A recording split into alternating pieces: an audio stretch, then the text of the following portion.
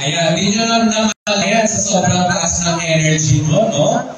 Okay, sige mo po ang lahat.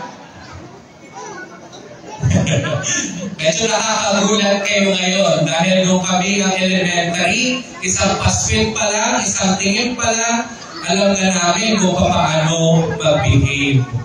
Okay, so pwede ba na bago simulan ang aking speech ay umupo kayo na parang isang ganap na graduate na dahil graduate na talaga kayo?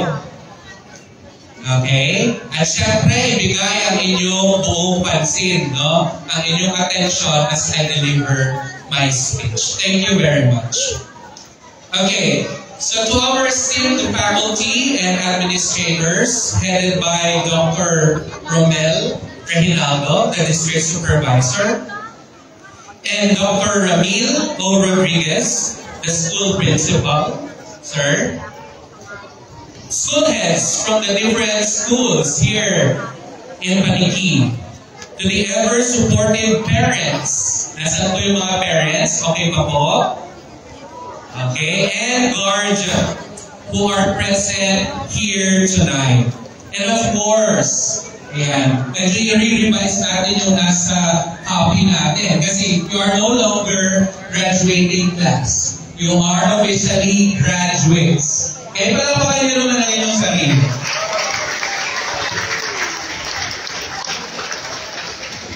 Tama na. I-reserve nyo pa yan hanggang mamaya. It is with immense joy and profound privilege that I stand before you in this truly momentous occasion. Today, we celebrate not just a culmination of your years of hard work and dedication, but also the dawn of a new chapter filled with boundless possibilities. And as we embark on this celebration, ayan, we are united by a powerful theme. Okay, everybody,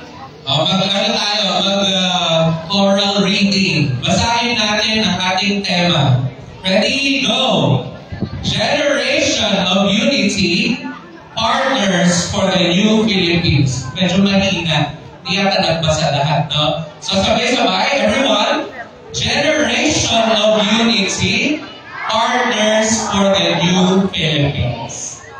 Okay, so it's not just a catchy phrase, right? Okay, I want you all to